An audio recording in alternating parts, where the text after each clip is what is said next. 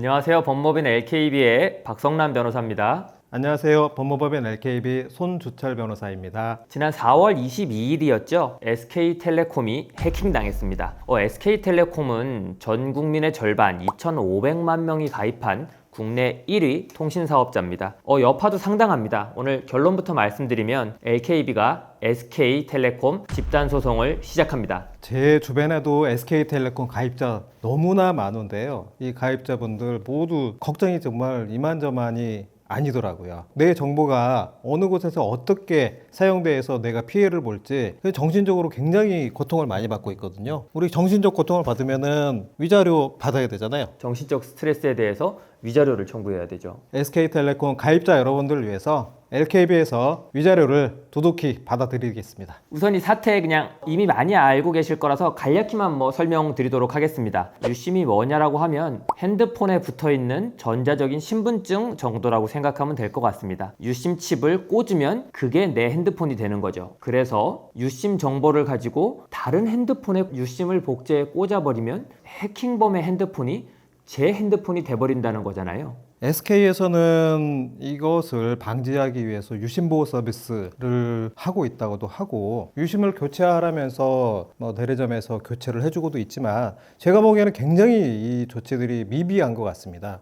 이 민간합동조사위원회에서는 단말기 식별번호 IMEI가 유출이 안 됐다고 하는데 개인정보보호위원회에서는 그것도 유출이 됐을지 모른다라고 하고 있고요. 지금 뭐가 나갔는지조차도 아직 확인이 안 된 거지 않습니까? 그렇죠. 지금? IMEI가 만약에 유출이 됐다고 하면 유심보호 서비스도 무의미하고 유심을 교체를 하더라도 언제라도 복제된 유심과 IMEI까지 변조해서 해킹범들이 사용할 수 있는 위험에 처해 있는 거라고 할 수 있겠죠.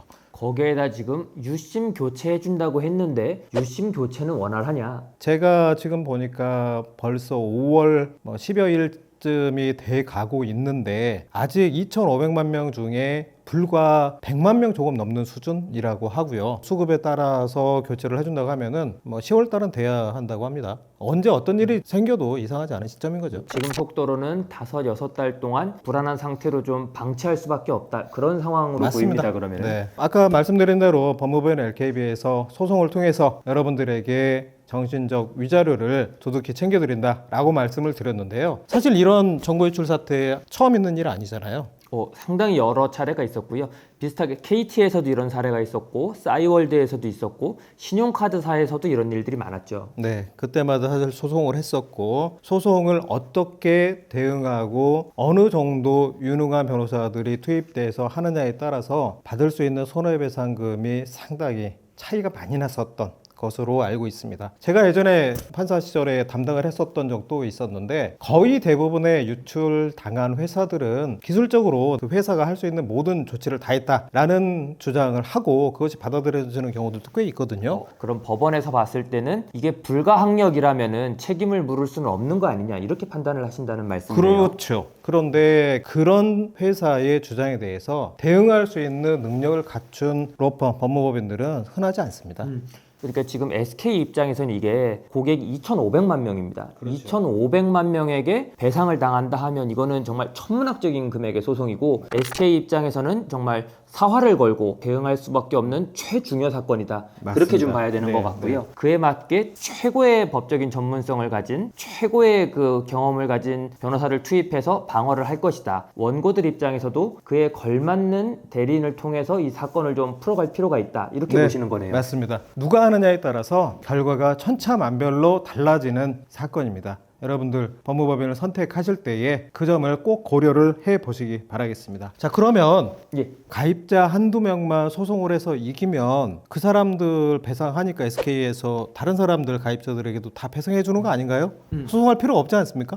이런 고민을 하시는 분들이 꽤 많을 것 같아요. 이미 소송한다는 사람들이 많은데 거기서 SK가 지면은 나한테도 배상해 주는 거 아니야? 나는 굳이 소송할 필요 있어? 이런 생각을 하실 수도 있을 것 같아요. 근데 이게 좀 그렇게 보기는 어렵다고 저희가 판단을 하는 게 2,500만 명에게 한 사람당 3만 원을 지급한다고 해도 금액이 7,500억입니다. 과연 이렇게 천문학적인 금액을 SK가 아무런 법적 분쟁 없이 그냥 물어내겠느냐 이렇게 보기는 좀 금액이 너무 크다는 거죠, 대표님. 그렇죠. 소송을 해서 적극적으로 내 권리 주장을 하는 사람에게만 SK텔레콤에서도 어쩔 수 없이 배상을 해줄 겁니다. 가만히 있는 사람은 절대 배상해주지 않습니다. 여러분들이 혹시라도 지금 망설이고 있다면 지금이라도 바로 소송을 준비하고 있는 법무법인에 연락하고 의뢰해서 시작을 해야 되는 이유입니다. 하지 않으면 아무도 주지 않습니다. 또 여기서 하나 짚고 넘어가야 될 게 소멸시효인데요. 우리가 피해를 입었다고 해서 아무 때나 소송을 할 수 있는 건 아닙니다. 법에서 정해놓은 기간, 이때까지만 소송할 수 있고 이 기간이 지나면은 이제 문제 삼지 마라는 기간이 있는데 이게 좀 문제가 될 것 같아요. 네, 맞습니다. 이 소멸시효 기간이 짧게 파악을 하면 지금부터 3년 정도라고 할 수 있거든요. 소송이 마무리될 때까지 3년이 지나버리고 나도 이제 받아야겠어 라고 하는 시점이 되면은 소멸시효 끝나서 더 이상 줄 필요 없어요 라고 나올 수도 있거든요. 그러니까 지금 바로 시작을 해야 돼요. 다른 사람들 소송하는 거 기다렸다가 그때 내가 어떻게 한번 대처를 해보겠다라고 하면은 내가 배상을 청구할 수 있는 기간이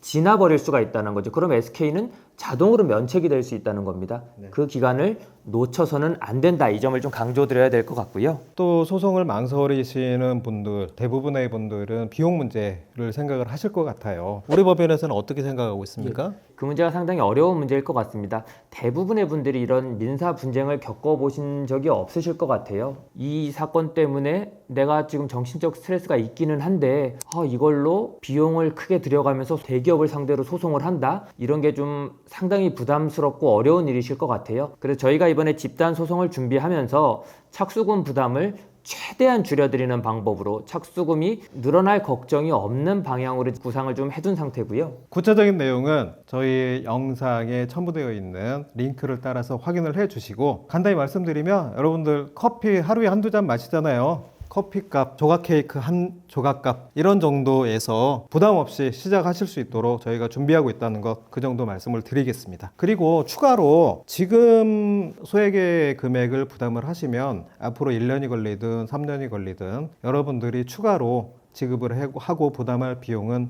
없습니다. 이건 확실하게 말씀을 드리도록 하겠습니다. 확정 전까지는 적어도 이 재판이 종결될 때까지는 추가로 부담하실 비용은 없다. 이렇게 저희가 보장을 해드리는 거고요. 네, 망설이시는 분들 망설이시지 말고 저희에게 바로 연락 주시기 바랍니다. 저희가 여러분들의 정신적 고통을 확실하게 해결할 수 있을 만큼 충분한 위자료 받아드리겠습니다. 너무 고민하지 마시고 하루빨리 저희에게 연락을 주시기 바라겠습니다. 소송단 가입은 고정 댓글에 있는 링크 통해서 들어가셔서 간편하게 하실 수 있으니까요. 고정 댓글 확인해 주시기 바랍니다. 네, 지금까지 법무법인 LKB 손주철 변호사 박성남 변호사였습니다. 감사합니다. 감사합니다.